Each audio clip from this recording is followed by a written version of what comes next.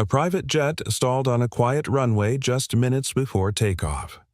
The ground crew panicked until an aging mechanic emerged from the fog and crawled beneath the aircraft, risking everything to fix a problem no one else saw. When the door finally opened, the woman inside stepped out and said something that stopped him cold.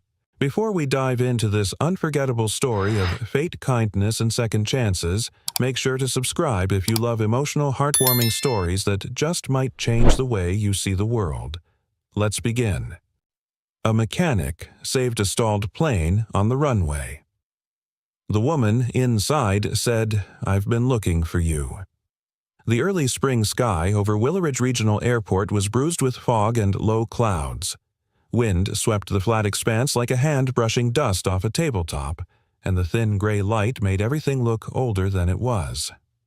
It was 6:13 a.m. when the call came through the radio. "Tower to maintenance, we've got an inbound private jet stalled on runway 2. Possible hydraulic failure. Need immediate eyes on it. Jack, you on this?" Jack Monroe dropped his coffee and grabbed his worn toolbox without replying. He was already halfway to the rusted airport buggy. 52 hair graying at the temple's face, creased like an old flight manual, Jack didn't waste time with chatter. The runway was no place for second guesses. As the buggy tore across the tarmac, the control tower loomed in the haze like a ship in fog. The stalled aircraft came into view, a sleek, charcoal-gray Gulfstream G600 nose angled slightly to the left, as if reluctant to move forward. The jet had stopped halfway through takeoff prep, hazard lights blinking furiously. 2 ground crew members stood nearby, looking lost. Jack pulled up, engine sputtering, and leapt out. Who's touched what he barked? Nothing yet. We didn't want to good. He slid under the fuselage palms, dragging across cold metal. Years of experience told him not to trust automated diagnostics alone.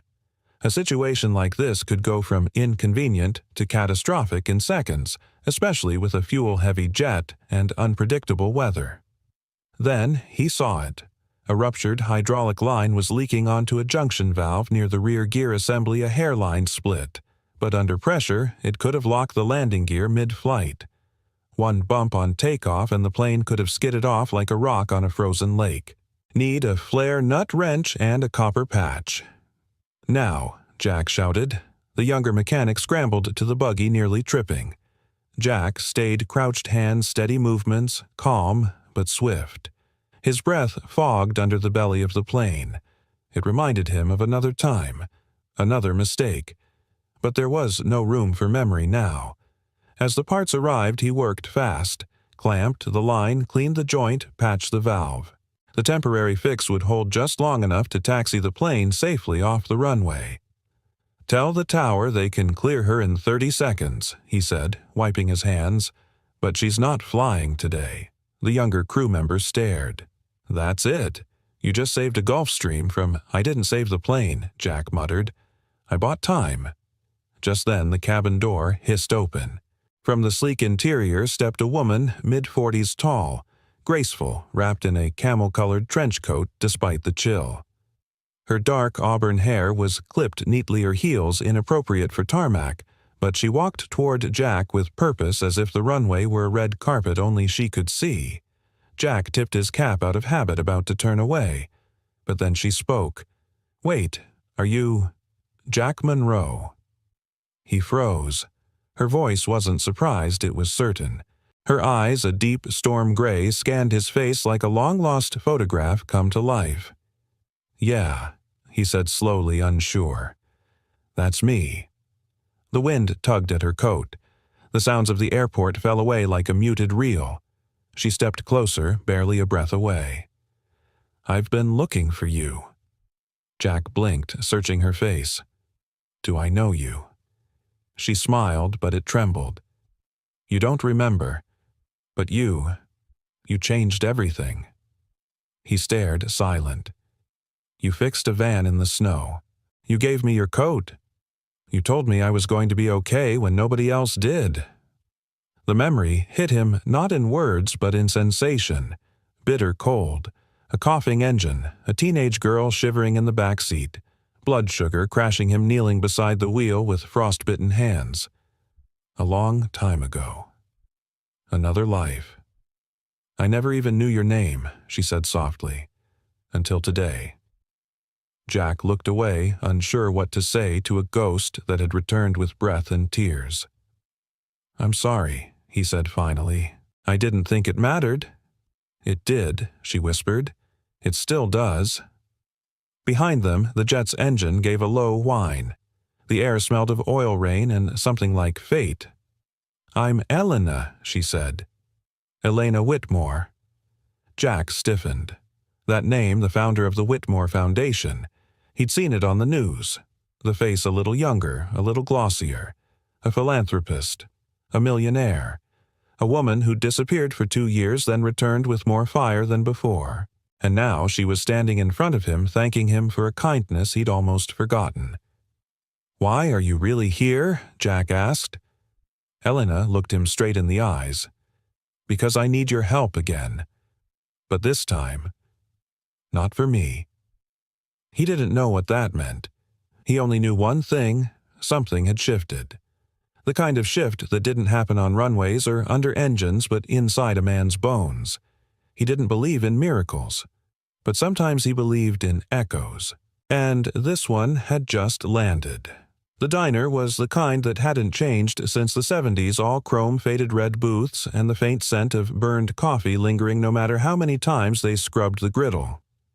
Jack sat across from Elena at a corner table, the window fogging slightly from the heat inside. He hadn't been here in weeks, and he only agreed to meet her because she didn't ask twice. She stirred her tea without drinking it, hands graceful but tense. Jack studied her quietly. She wasn't trying to impress anyone. No press, no entourage, no performative elegance. She looked sincere. And for a man who trusted few and forgave even fewer that mattered. You didn't have to say yes. She said at last, her voice softer than it had been on the runway. Jack shrugged. You caught me off guard. I figured the least I could do is hear you out. She smiled, and it was real. Fair enough. The waitress dropped off 2 plates of meatloaf and mashed potatoes, a special Jack didn't remember ordering but probably had out of habit. Elena picked at hers politely, but her mind wasn't on the food. So Jack said, folding his arms, You said I saved you. When she reached into her coat and carefully pulled out a small plastic envelope. Inside was a faded Polaroid, edges curling with time. She slid it across the table. Jack picked it up. The photo showed a teenage girl in an oversized parka, his parka standing beside a rusted van. The front hood was up, and behind her was a young man in his 20s, crouched with a wrench in one hand and snow in his beard. Him. He didn't remember the picture being taken. On the back, scribbled in blue pen, were the words, he said, the world still had good people. I believed him. Jack looked up stunned. That was back near Rockport, wasn't it, middle of nowhere? That busted van with the hand-painted logo, Grace House. Elena nodded. That was home, or at least what passed for it. She sat straighter as if anchoring herself before revealing more. I was 17. I'd been bounced around the system, foster homes, shelters, you name it. Grace House was supposed to be my last stop before I turned 18 and aged out. She paused, then continued, voice steady. That winter was brutal. One of the volunteers was supposed to drive me to the health clinic. I hadn't eaten in 2 days, and I blacked out from low blood sugar. The van died in the snow 5 miles out. Jack listened in silence.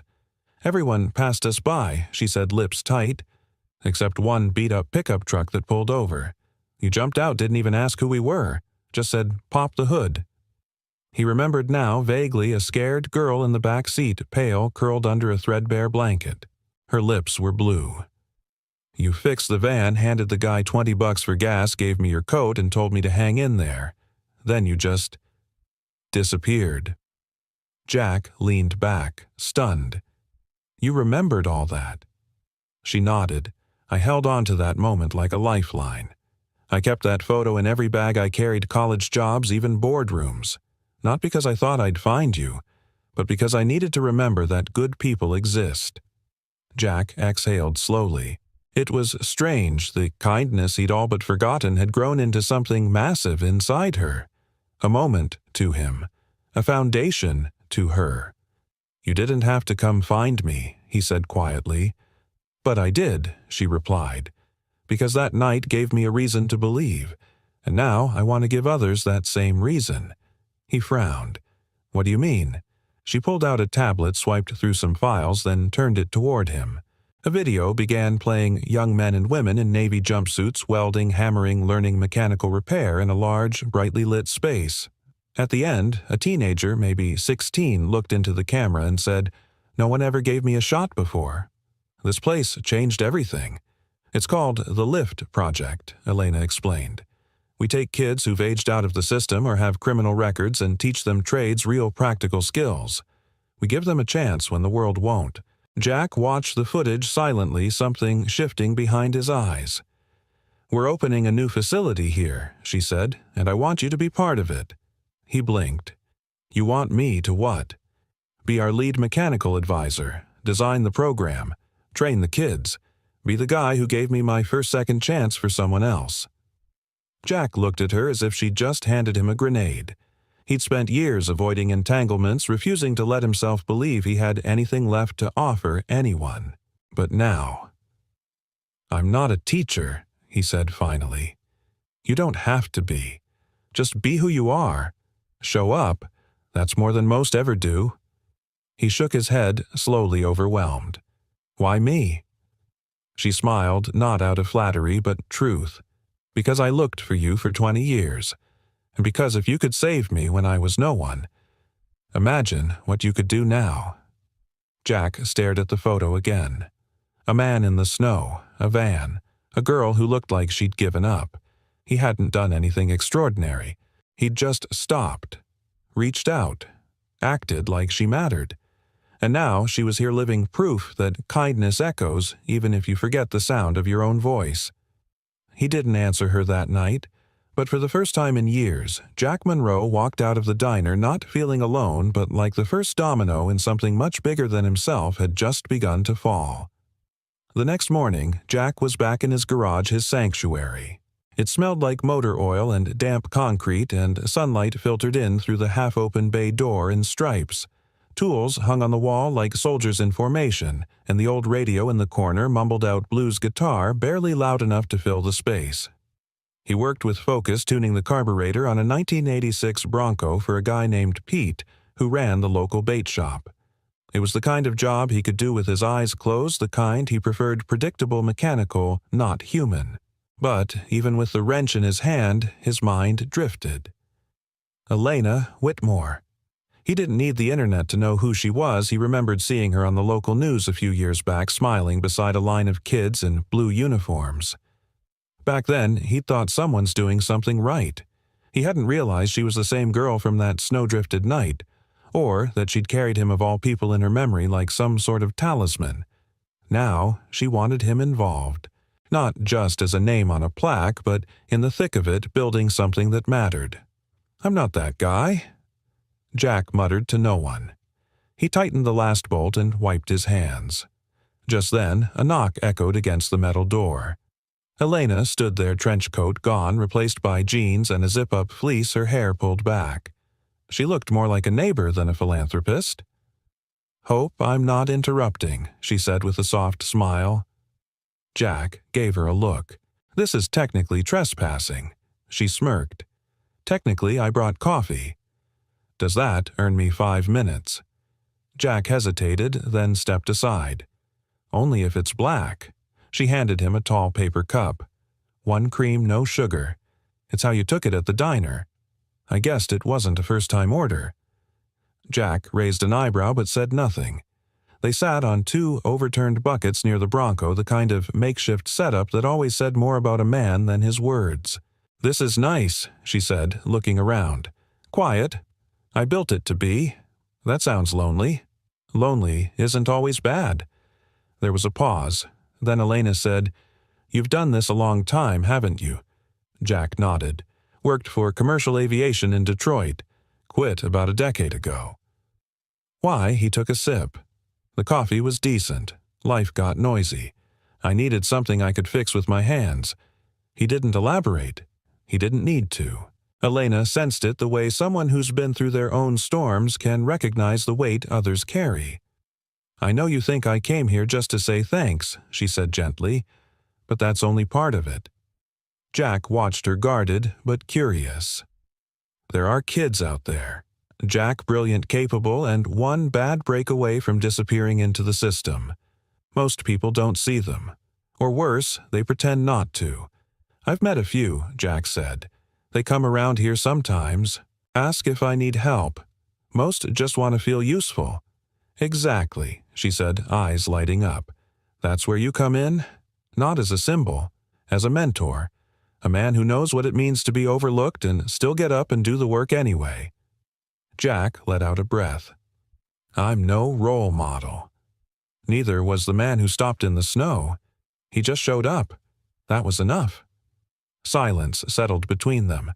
Then Elena reached into her bag and pulled out a folded brochure. The cover read The Lift Project, Willeridge Initiative. Inside were photos of a half-renovated warehouse space concept, sketches of training bays for welding, auto repair, basic aviation maintenance. Below that, a roster of open positions: program architect, mechanical instructor, shop safety advisor. We'll pay you, she added. It's not charity. Jack chuckled dryly. Didn't think it was. You'll have full creative input. You build it your way. No red tape. That got his attention. His way. Not someone else's vision. Not someone else's hands tied by bureaucracy. That kind of trust didn't come easy. Can I think about it? Of course, but don't take too long. She stood, brushing imaginary dust from her jeans. Then, turning at the doorway, she added, I'm not trying to pull you out of your cave, Jack. But there's a world out there that still needs people like you, whether you believe it or not. And with that, she left. That night, Jack stood on the porch of his small house behind the garage. The wind stirred the pine trees and the stars blinked through the thin clouds like old friends. He held the brochure in one hand and the photo Elena had left in the other. The picture, that frozen moment in the snow, was grainy, but there was something in the eyes of the young man in it. Hope, resilience. Maybe just fatigue. But now, decades later, the girl from that photo had come back not broken, but blooming. And she wanted others to bloom, too. Jack wasn't sure if he was ready. But something in his chest, the place he'd locked away after losing touch with his daughter after years of solitude, was stirring. Not loudly, just enough to remind him he was still alive, still useful, still seen, and maybe, just maybe, ready to say yes, even if he didn't know what that yes would cost. 2 days passed. Jack didn't call, didn't text. He spent the time in his garage fixing things that didn't need fixing. The Bronco ran fine now, but he kept tuning it anyway. The small engine on his workbench, an old Continental piston he'd salvaged from a crop duster, was already restored, but he disassembled and cleaned it again like he was trying to polish hesitation out of his own bones. Outside, the sun stretched longer across the sky, and kids biked past on their way home from school. Jack caught himself watching them through the bay door. They laughed, loud, reckless, full of a kind of hope he didn't trust. He told himself he was too old for this, too far gone. Teaching a bunch of kids with rap sheets and broken homes, he wasn't a mentor. He barely knew how to talk to people anymore. Still, Elena's words echoed. There's a world out there that still needs people like you. That evening, his phone buzzed. A text. Unknown number. Elena, I'm heading to the site tomorrow morning. Come see it. No pressure. Just a walkthrough. 10 a.m. 10:20 Rosewood. Jack stared at the screen for a long time. Then he set his alarm. The next morning, he stood in front of a half-renovated warehouse tucked between a bus depot and a shuttered tire shop. The paint on the outside was chipped, the sign crooked. But through the open bay door, morning light spilled across concrete floors, high ceilings, steel beams. The bones were good. Inside, a few workers were installing ventilation ducts while others unwrapped crates labeled donated equipment. Jack spotted welding rigs, a torn-down engine block tool cabinets with brand-new locks. Elena stood near the center clipboard in hand, talking to a man in a flannel shirt and hard hat. She turned as Jack approached, eyes lighting up with something between surprise and relief. "You came," she said. "Figured I owed you a look," Jack replied, hands in his jacket pockets. She didn't push, just handed him a pair of safety glasses. "Let me give you the tour." They walked through the cavernous space, her voice clear and confident. "This bay will be for basic engine work. Over there, welding and fabrication. That side wall will be classrooms, small groups, hands-on." She pointed to the far end. "That office will be yours, if you take the job." Jack raised an eyebrow. "You've already built me an office." She smiled. "I believe in preparedness and optimism." They reached the back wall where a set of lockers lined the corridor. Names were taped on them already: Luis, Kayla, Jordan. Jack traced one with his fingertip. "Your first batch?" he asked. Elena nodded. "We start in 3 weeks. 12 kids all vetted through community programs. Some with records, most with trauma, none with stable homes." Jack looked up. "You're throwing them into vocational training. We're giving them structure, purpose. They'll have counselors, mentors, a stipend, and people who don't quit on them after the first mistake." He leaned against the wall, arms crossed. "And you think I'm that kind of person?" Elena hesitated, then said softly, "I think you're the kind of person who helped a stranger in a snowstorm and didn't ask for anything in return. That's exactly who they need." Jack studied her. "This isn't going to be clean. Kids like that, they test you, push buttons you didn't know you had. Some will leave, some will lie. You ready for that? I am. Are you?" That question hit him like a gear slipping out of place. He'd built walls around himself for years, after the divorce, after his daughter left and never looked back, after realizing that fixing machines was easier than fixing people. But now the wall felt more like a cage, and Elena had just handed him the key. He didn't say yes, but he didn't walk out either. Later that day, Elena led Jack to a break room still under construction. It had folding chairs, a dusty coffee maker, and a whiteboard with scribbled notes: mentorship days, Tuesdays, Thursdays, career talks, check-ins, first aid certs. She poured coffee from a thermos and handed him a cup. "Do you have kids, Jack?" she asked gently. He hesitated, then nodded once. "A daughter, Olivia. Haven't seen her in almost 20 years. She waited. She was 9 when I left Detroit. Her mother and well, we didn't agree on much. I gave up trying to win in court, figured I'd just make it worse by fighting. And you haven't tried since Jack's voice dropped. I don't even know where she is now." Elena looked at him for a long moment, then said, "Then maybe this isn't just about helping others. Maybe it's about helping you too." Jack scoffed.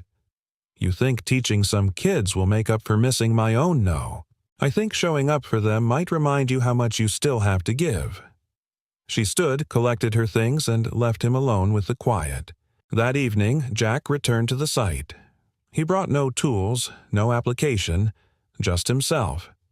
He walked the bays again, this time alone, touched the cold steel of the engine blocks, imagined voices echoing here: laughter, frustration, progress. At the far wall, someone had spray-painted a phrase half-finished: "Build what they said you couldn't." He stood in front of it for a long time. Then he walked to the lockers, pulled a pen from his pocket, and above the name Luis he wrote, "Tomorrow starts here." He didn't say it out loud, but inside he knew yes. The first day at the lift project began not with celebration, but with smoke. Jack arrived early. The warehouse still smelled like new paint and fresh ambition. Outside sunlight cut through the mist like high beams glinting off the rows of donated cars and stripped-down engines. He rolled up his sleeves and adjusted the collar on his worn denim shirt. No logos, no title, just a patch from a long-defunct airline sewn over the breast pocket. The students arrived in staggered clumps, 12 of them most, with slouched shoulders and faces hardened by instinct. Boys and girls from different corners of town, different colors, different tempers. Some looked curious. Others looked already half gone. Jack watched them silently from the bay doorway, taking mental notes. One kid, Luis, hung back near the wall, arms crossed hoodie up despite the heat.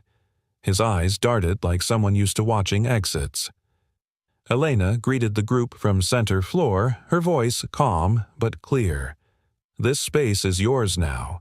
You belong here. No one's here to save you. You're here to build your own future. And you're not alone anymore." Jack stepped forward when she motioned to him. "This is Jack Monroe. He's the one you'll be working with most days. You break something, he'll show you how to fix it.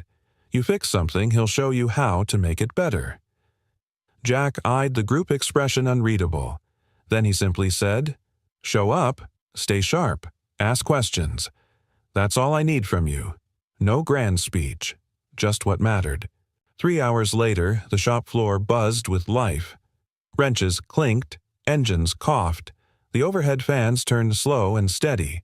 Luis stood near a bench, turning a socket wrench in his hand like it was a foreign object. Jack approached him casually. "Chevy V8, 1992. Ever seen one stripped?" Luis shrugged. "Seen one in flames." Jack nodded. "Fair, but this one's not going to bite." He handed the kid a shop towel. Luis didn't smile, but he didn't walk away either. Progress. Around noon, a piercing alarm blared through the warehouse. Strobe lights flashed overhead, red and jarring. Elena ran in from the hallway.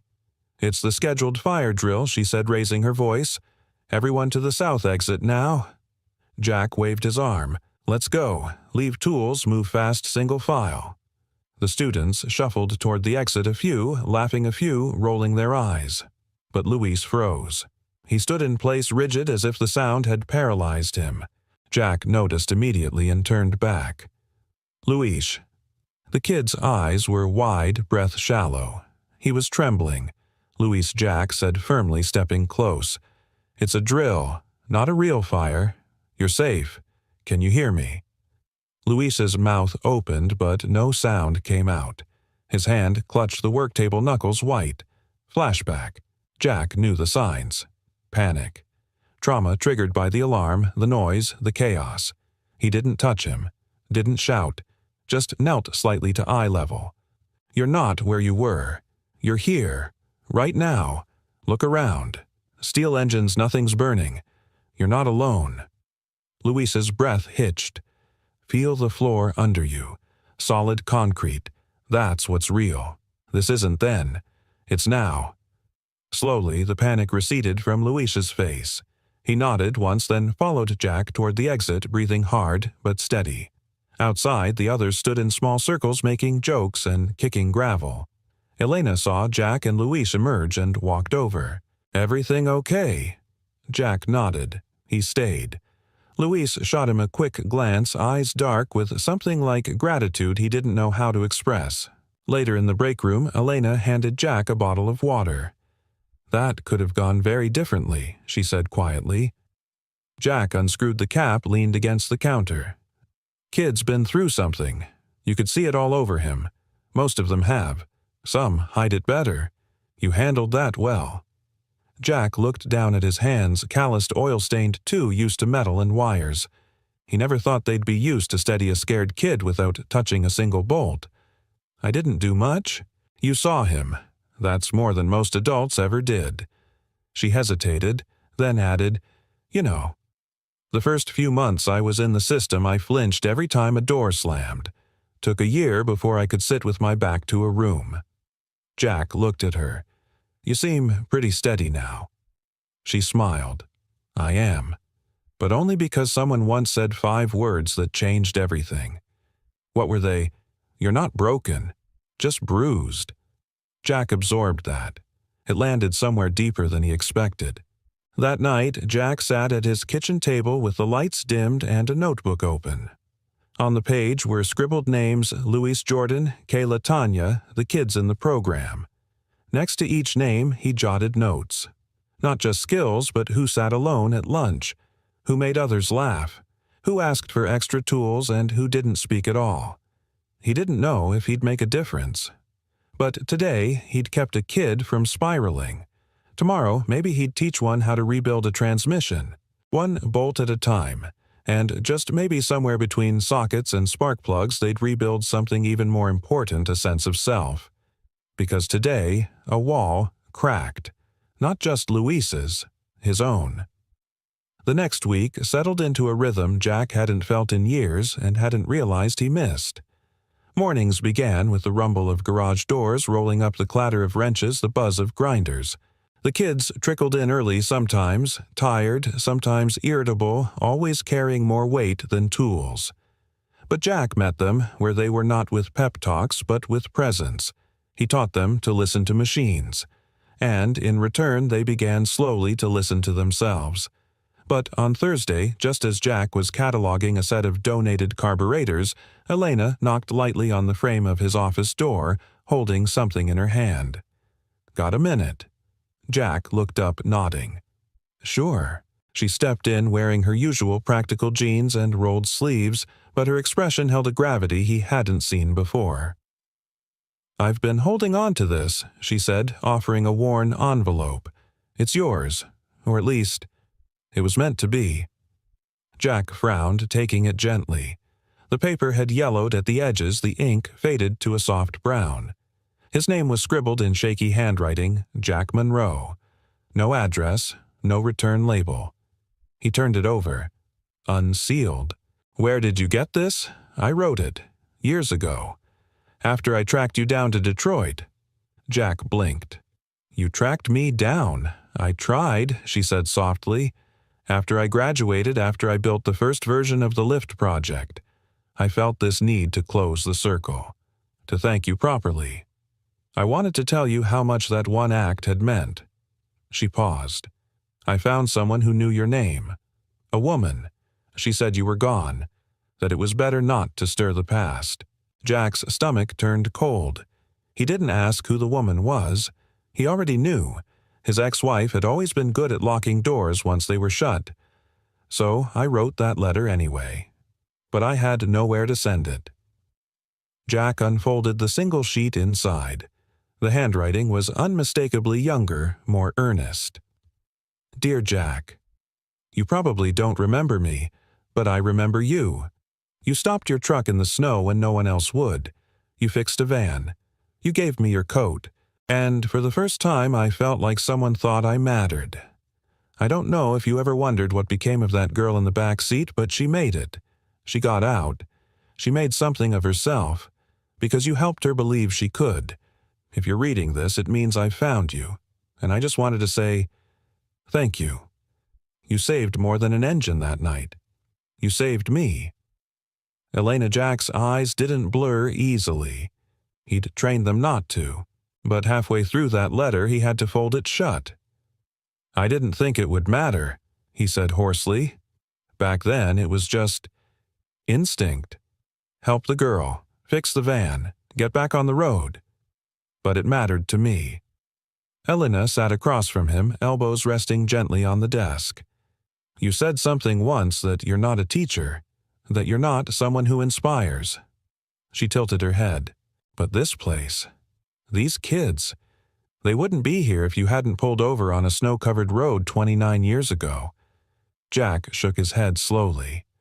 "I didn't build this." "No," Elena said, "but you lit the match. I just carried the flame." They sat in silence for a moment, the sound of students hammering in the background like a heartbeat. Then Jack said, "I used to wonder if the best parts of me were already behind me." Elena smiled, gentle and steady. "They're not." Later that day, Jack found himself in the classroom watching Luis work alongside 2 other students. The kid was tightening a drive belt with more care than he'd shown all week. Jack didn't interrupt. He just watched, observed. The tension in Luis's shoulders had softened. Progress.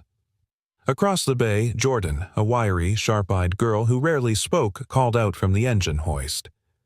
"Mr. Monroe, is it true you worked on 737s?" Jack raised an eyebrow. "Where'd you hear that Luis said you used to work commercial?" That you were like a lead mechanic or something." Jack chuckled. "Something like that? Then how come you ended up here?" she asked. The question was sharp, but not unkind. Jack answered honestly. "Because I spent too long fixing things that didn't matter, and then I met someone who reminded me that people do." Jordan didn't respond right away. Then she nodded. "That's cool." She turned back to her engine. Jack smiled faintly. That night at home, Jack sat at the kitchen table again. The letter from Elena rested beside a photo he'd pulled from a dusty drawer, a picture of Olivia, his daughter, on her 9th birthday. Pigtails, cake smeared on her cheek, his arm around her shoulder.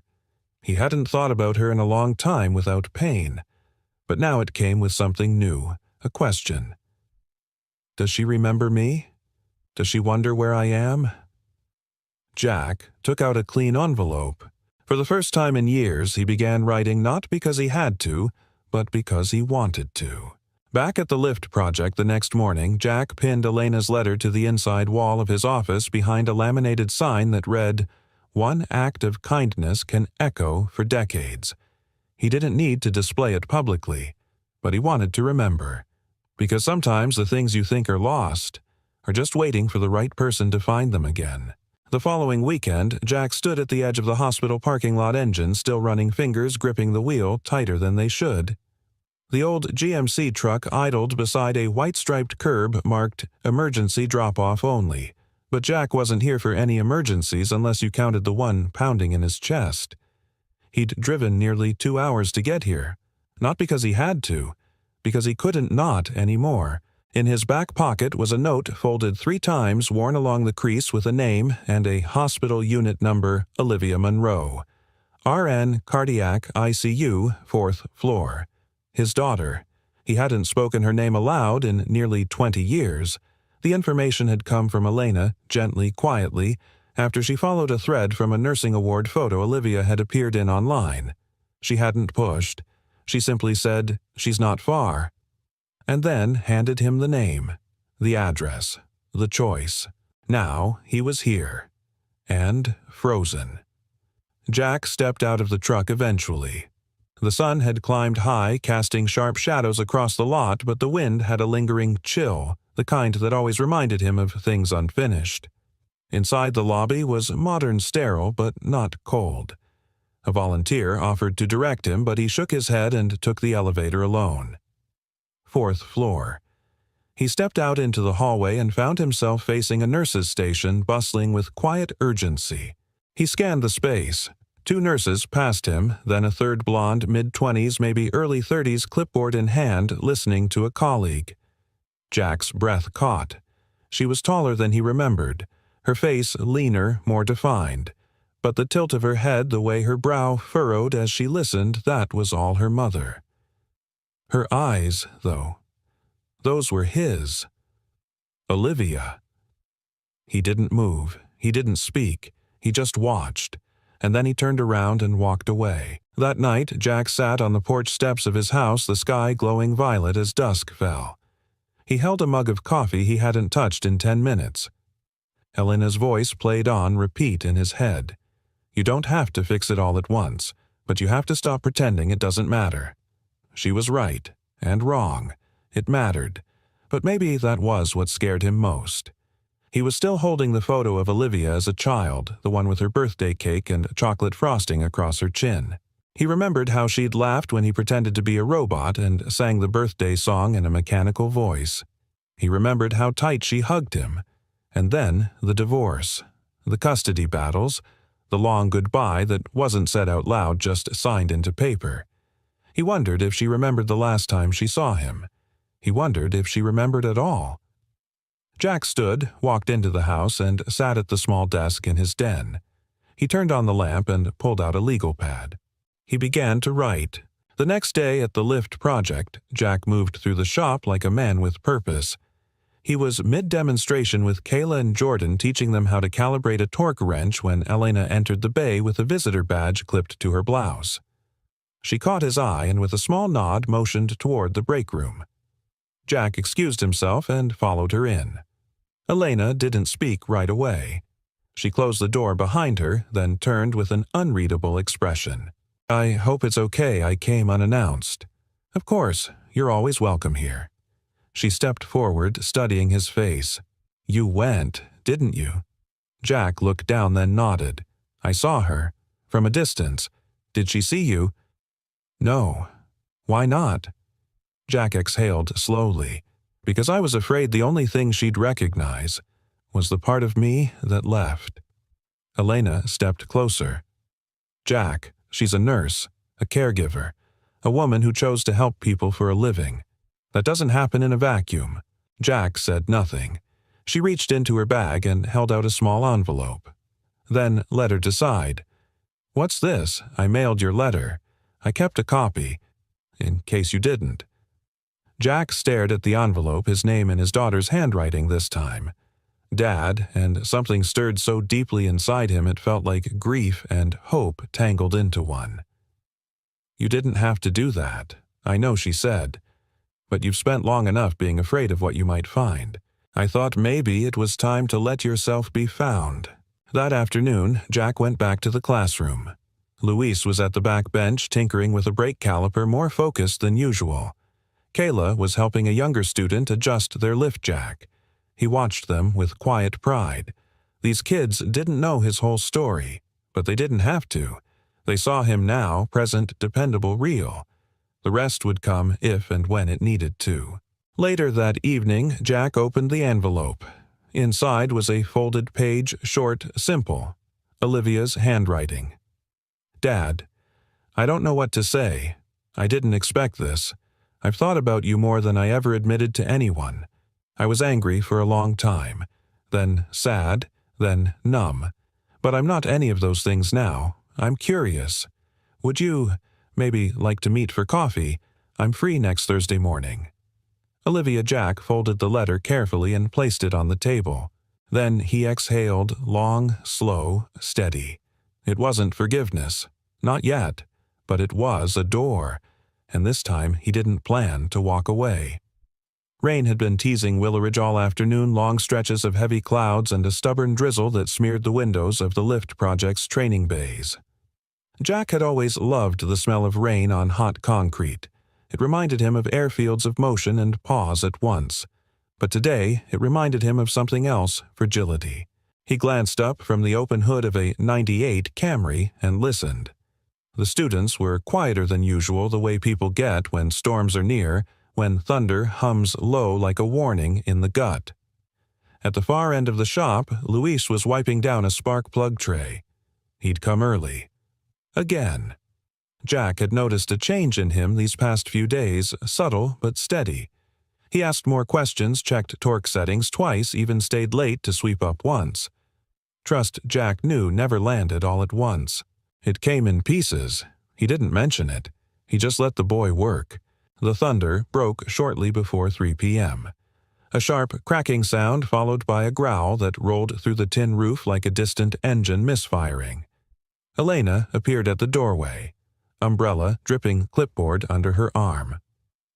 "We've got a watch in effect," she said. "Local cells moving in fast, heavy wind, short bursts of hail. I've told the team to shut everything down by 4. Jack nodded. "Got it. We'll start wrapping now." But just as he turned to round up the students, a shout rang out across the parking lot. "Hey! Hey!" Jack and Elena rushed to the edge of the bay and saw Luis, soaked and breathless, running toward them from the side gate. "Tire shop next door," he panted. "One of your delivery vans had rolled into the back alley. Some idiot left it in neutral. It's stuck and the water's rising fast." Jack didn't wait. He grabbed his jacket, shouted to Elena to keep everyone inside, and followed Luis through the downpour. The alley was already ankle-deep in runoff. Sheets of rain blurred the lines of everything, and there wedged against a sloped embankment sat the lift project's delivery van, half-tilted tires spinning uselessly in place. "Why were you even over here?" Jack called through the storm. "I was taking a shortcut home," Luis yelled back, and I saw it roll. Thought it was some junker till I saw the logo. The boy's face was pale but focused. Jack could see it. The panic, the instinct to run, and the decision not to. "You did good," Jack said firmly. Now stay clear." Jack waded toward the van, the water swirling faster now. The rear wheels had sunk halfway into mud. One good heave might flip it if the axle slipped. He checked the front cab, empty, thank God. But the keys were gone. He needed traction and weight. He motioned for Luis. "Grab those sandbags by the fence. Stack 'em behind the rear tires." Fast Luis hesitated for half a second, then nodded and bolted. Jack climbed into the driver's seat. The engine wouldn't start flooded. He popped it into neutral and shouted, "Push on 3." Together soaked to the bone, man, and boy leaned into the storm. 1, 2, 3. The van groaned, then inched forward with a sucking sound, wheels breaking free of the mud. Again, another heave, another foot of progress. The water sloshed around their knees now. Finally, the van cleared the slope and rolled to level ground. Jack threw on the emergency brake and stepped back, panting. Luis stood hunched nearby, chest-heaving, hair plastered to his forehead. "That was insane," he said between breaths. "We could have flipped it." "Yeah," Jack replied, catching his own breath. "But we didn't." "I didn't know I could do that," Luis admitted. Jack looked at him, really looked at him. "Now you do." Back at the shop, Elena had towels and blankets ready. The power had been cut as a precaution, and students sat in a circle with flashlights and half-eaten vending machine snacks. Jack and Luis entered like survivors from a different world, dripping but alive. Elena's eyes widened. "You ran into that storm." "Not alone," Jack said, patting Luis's shoulder. "Kid here made the call." Luis flushed, looking down. "We'll talk about judgment later," Elena said, hands on hips. "But thank you." She glanced at Jack. "You okay?" He nodded. Been through worse, and he had. But something about today felt different. Later that night, the storm passed. The parking lot glittered with puddles, and the air smelled like ozone and second chances. Jack lingered by the bay doors long after everyone had gone. Elena joined him with 2 mugs of coffee. "You ever notice," she said, "that it takes a storm to remind us what we're made of?" Jack took the cup and nodded. "Luis stepped up today," she added. "But he followed someone who didn't run." Jack didn't respond at first. Then he said, "That boy's been waiting his whole life to be told he could handle something. And now he knows." They stood in silence for a moment, watching the clouds break apart to reveal a sliver of moonlight. Jack sipped his coffee and added almost absently, "Funny thing is, I think I needed to know it too." Elena smiled. Then maybe the storm did its job. Jack looked out at the quiet night. "Yeah," he murmured. "Maybe it did." By the time Monday came, the storm was only a memory, though the ground behind the lift project still bore its muddy scars. Inside the warehouse, things returned to rhythm drills, hummed tools clanked, and the air was thick with the scent of steel and oil. But for Jack, something had shifted. It wasn't the storm that changed him, it was the boy who didn't flinch inside it. Luis had walked into the shop that morning, not as the quiet kid with his hood pulled low but with his sleeves rolled up, asking what engine they'd take apart next. Jack gave him a nod that said everything he needed to, "You earned this." But just as he began reviewing a new wiring diagram with Kayla, a voice called from the bay door. "Jack, you've got a visitor." It was one of the volunteers from the front office holding up a cell phone. She asked for you by name, said it was important. Jack wiped his hands on a rag and approached. The phone felt oddly foreign in his palm, as if he were borrowing someone else's life. "Hello." The voice on the other end was soft, hesitant. "Hi. Is this Jack Monroe?" He froze. His throat tightened. "Yes, it's Olivia." Her name in his ear felt like hearing a song he hadn't dared hum in decades. I wasn't sure you'd answer," she continued. "I almost hung up." Jack stepped outside, heart pounding. The autumn breeze carried the scent of turning leaves and diesel, a strangely comforting blend. "I'm glad you didn't," he managed. There was a pause. "Thank you for the letter," she said. "I read it more than once. I wasn't ready to reply right away. But then, I remembered your handwriting, and how you used to put little stars next to my name on school notes. Jack closed his eyes. He remembered those stars. A tiny ritual that had meant nothing to anyone but them. I didn't know if you'd want to hear from me, she said. I've wanted to for a long time, Jack said, voice steady now. I just didn't think I deserved to. Maybe we both spent too long trying to outrun the silence. A long breath passed between them, not awkward, not strained. Just full. Would you like to meet? She asked. Jack leaned against the steel frame of the bay. Yes, he said without hesitation. I would. Thursday morning. There's a diner near the hospital. Nothing fancy. But they've got good coffee. That's more than enough. Okay, I'll see you then. Olivia, he said before she could hang up. Yeah, thank you for calling. Thank you, she replied, for still being someone I could call. Jack stood there long after the line went dead. The warehouse buzzed behind him, but he was somewhere else entirely in a kitchen 20 years ago, helping a little girl pour pancake batter into a skillet shaped like stars. She hadn't slammed the door back then. She'd just gone quiet. Now maybe they were finally ready to speak again.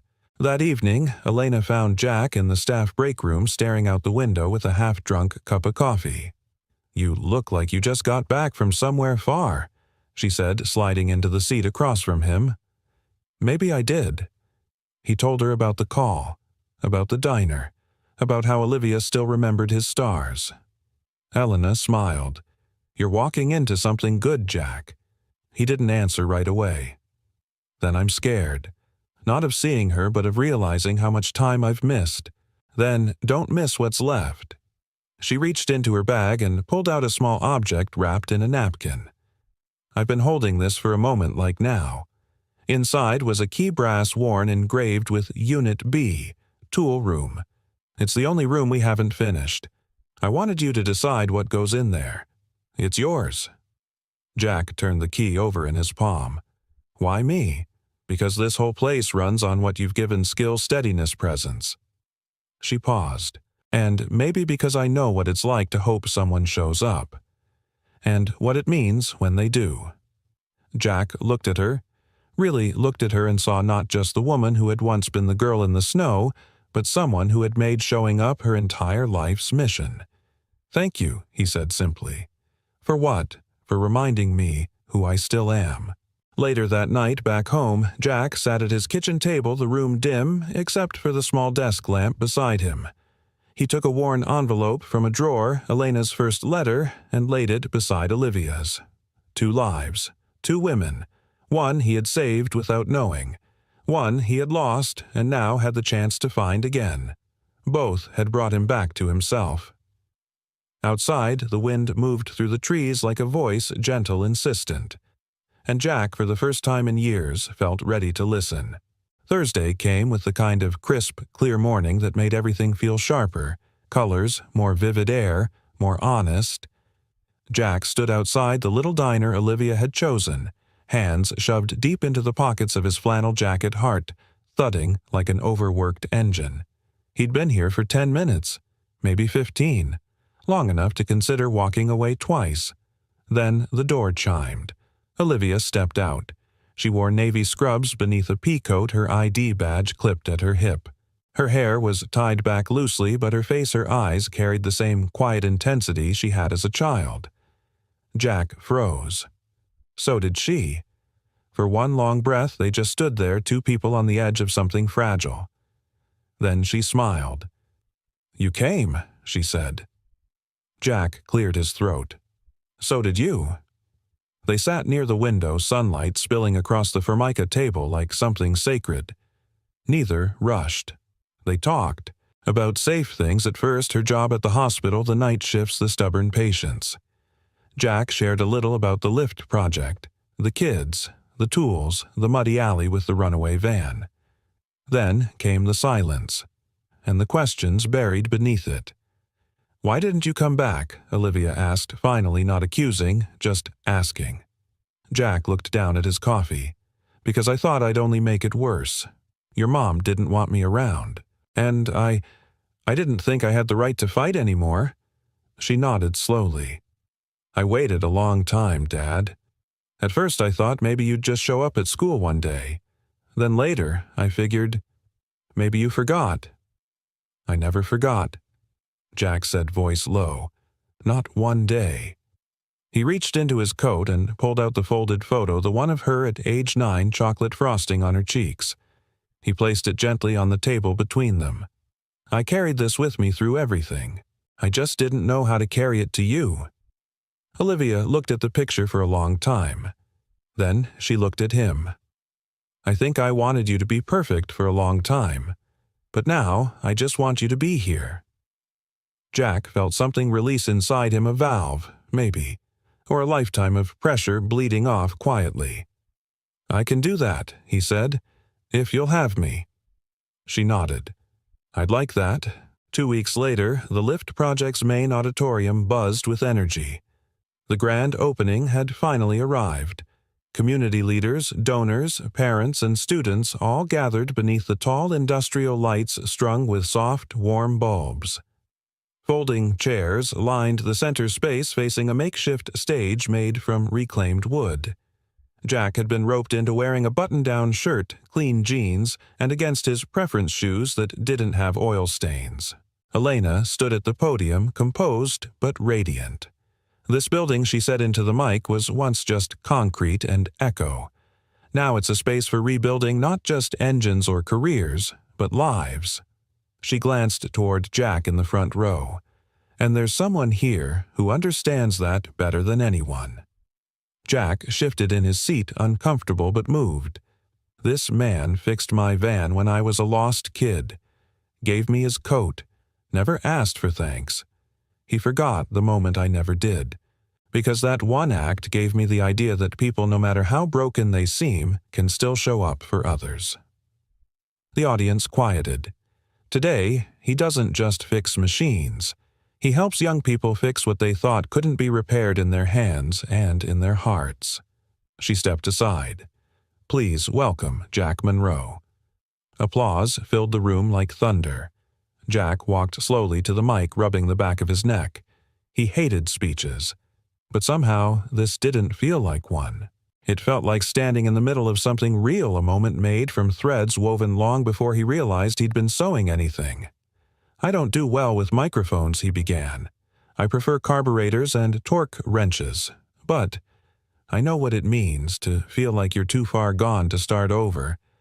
And I know what it means when someone proves you wrong." He looked at the students. Luis caught his eye, seated next to Kayla, jaw set, proud, and fighting it. "You all are proof. You showed up. You did the work. And you keep showing up. That's all anyone can ask." He stepped away from the podium. People clapped again, but quieter, as if honoring something deeper than applause. And then, just before he could sit, a voice rose from the side of the stage. "Excuse me," Olivia said, stepping forward. "Can I say something?"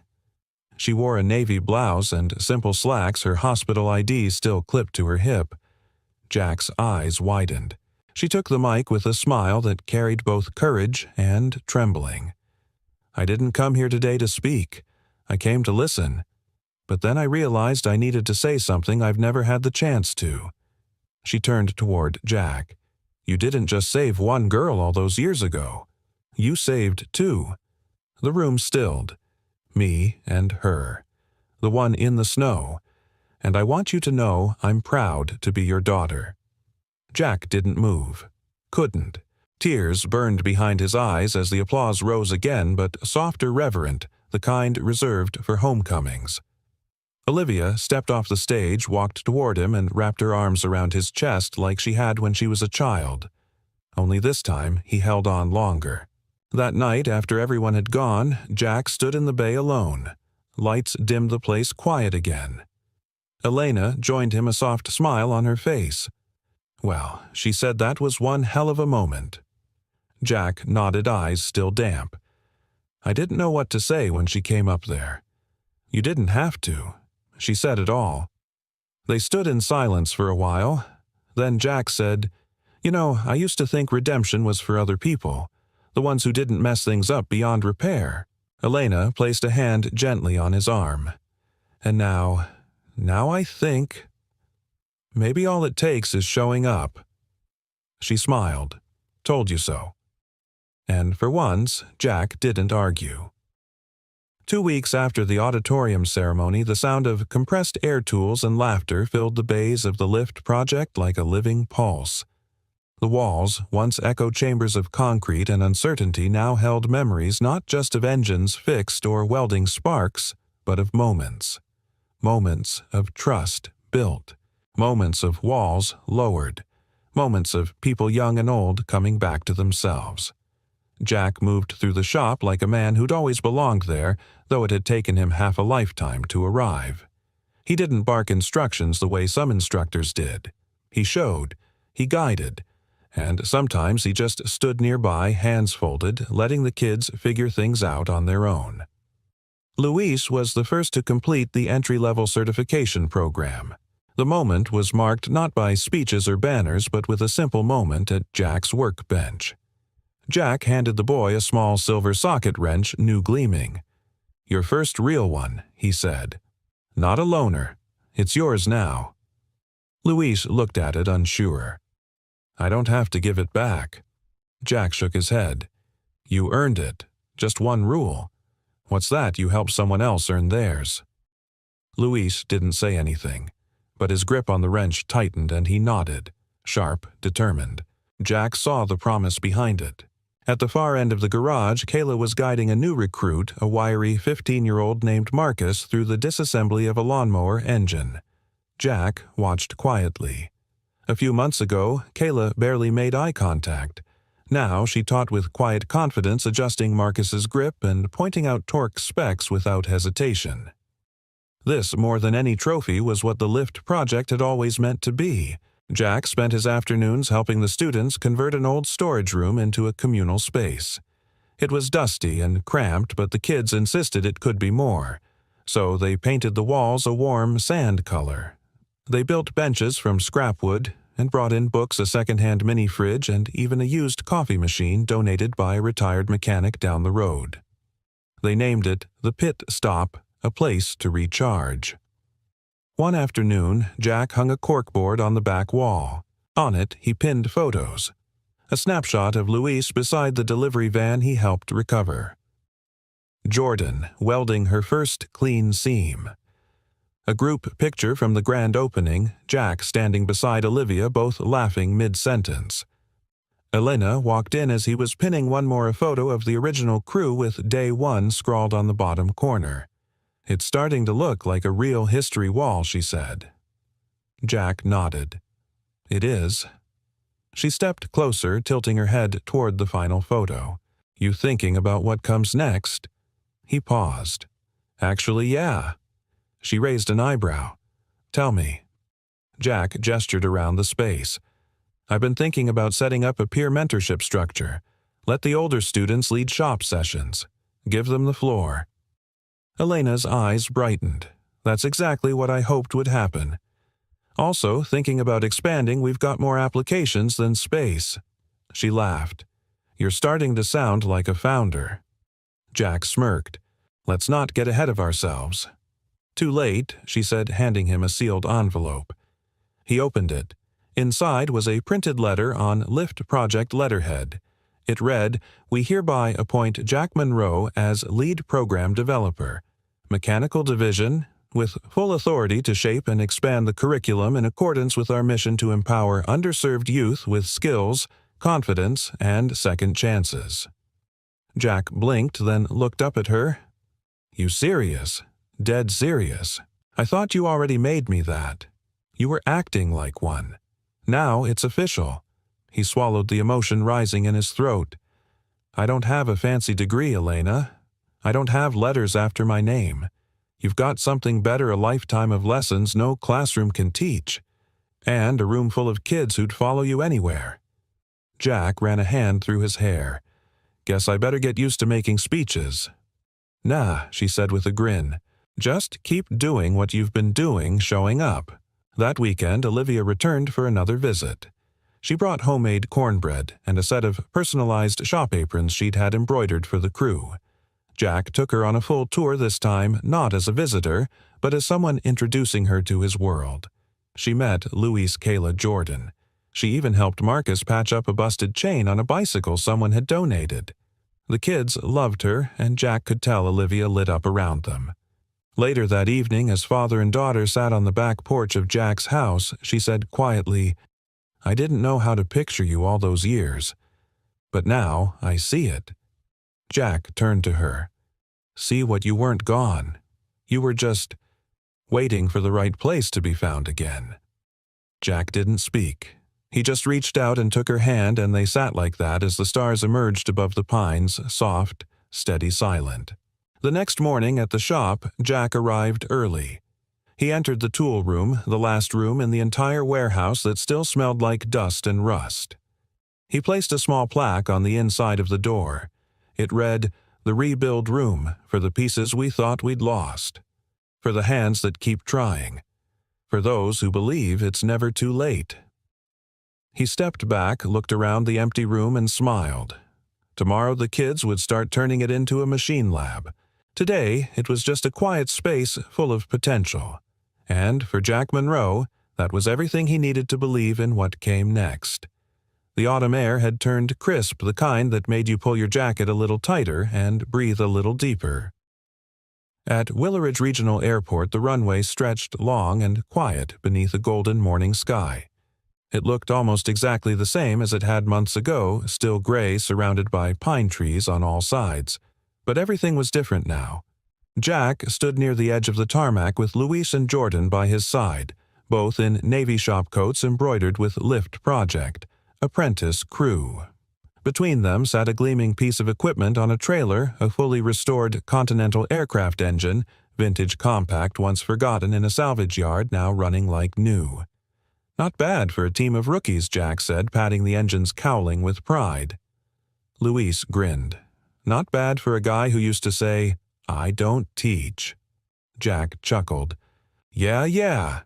The three of them turned as the hum of an approaching aircraft began to rise in the distance. A small charter plane emerged from the clouds and touched down smoothly its wheels, kicking up a faint mist from the still damp pavement. The Lift Project's logo shimmered subtly on its tail just beneath the co-branding of Whitmore Charitable Foundation. Jack hadn't known Elena would arrive this morning. She hadn't said she would, but of course she did. The cabin door opened and Elena stepped down the stairs wearing jeans boots and a soft cashmere sweater beneath her coat. Her auburn hair caught the sun and her face lit up the second she spotted Jack. She didn't hesitate. She walked straight to him. "You finished it," she said, eyeing the engine. "The kids did most of the work," Jack replied. "I just pointed at things." Louis snorted. "Sure," and welded half the frame at 11 p.m. with a flashlight in his mouth. Elena raised a brow. "That's the man I remember." Jack met her gaze. "I'm not sure I ever stopped being him. I think I just forgot." They stood in silence for a beat, the way people do when they don't need to fill the air with words. Behind them, Olivia pulled up in her car, honking lightly.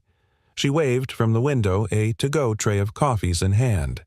"Hope I'm not late to the party," she called. Jack grinned and turned to Louise and Jordan. "Go grab those from her, would you, and make sure she doesn't trip. She thinks she's a ninja." The kids jogged off laughing. Elena moved a little closer. "You know," she said, "the board's been asking about expansion. We're getting calls from 3 different cities wanting to replicate the program." Jack raised an eyebrow. "You telling me we're going national now? I'm saying people notice when something works, when something heals." He considered that, then looked out across the runway, the same strip of pavement where his life had quietly turned a corner. "This all started right here," he said. "Me, crawling under a jet. I had no business fixing that fast.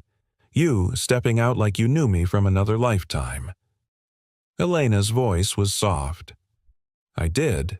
In a way, I did." Jack looked at her and something in his chest settled like a gear finally catching. "You found me," he said. She smiled. "You let yourself be found." He reached out and took her hand, not like a grand gesture, but something quieter. Something earned. "I've been thinking," he said. That workshop we've been building with the kids is starting to look a little like that van I fixed all those years ago." "How so? It doesn't look like much to someone passing by, but to the ones inside, it's salvation." Elena nodded. "Then maybe we keep building vans?" "Jack, for everyone who still needs a ride out of the cold." He smiled. "Deal." Later that evening, as the sun dipped low and washed the sky in amber, Jack sat at his workbench back at the lift project. The bays were quiet now, the tools hung neatly in their places, the echoes replaced by the soft hum of possibility. He opened the drawer beneath the bench and pulled out 2 envelopes, one labeled Elena, one Olivia. Inside each was a photo. The same one. Jack, decades younger, kneeling beside a van in the snow. A teenage girl looking over her shoulder, eyes wide with hope. He added a small note to both in handwriting, a little worn but still steady. "Don't forget, what looks like a small moment might be someone else's turning point. Show up. Always." The next morning, Jack found himself standing in front of a new group of students. Fresh faces, uncertain eyes, sleeves too long, laces untied. He took a breath, then began. "Welcome to the Lift Project," he said. "This is where we rebuild machines, but more importantly, this is where we rebuild people." He saw a few eyebrows rise. One kid stifled a scoff. Jack just smiled. "Some of you are here because no one else gave you a chance. Some of you are here because you still don't believe in second chances. But here's the truth, I didn't believe either. Until someone reminded me that kindness isn't about rescue. It's about remembering someone matters." He paused. "So if no one's ever said it to you, let me be the first. You matter. You belong here. And you're not alone anymore." The room went still. Then someone clapped. Then another. And slowly the sound swelled, not polite, but honest. The kind of applause that meant we hear you. Jack turned to the wall where a new photo now hung, Olivia standing beside Louise, both laughing, grease on their cheeks. Beneath it, a handwritten sign, repaired, restored, reborn. And in that moment, Jack knew he hadn't just built a workshop. He'd built a legacy, a sanctuary, a home, and this time he wasn't leaving.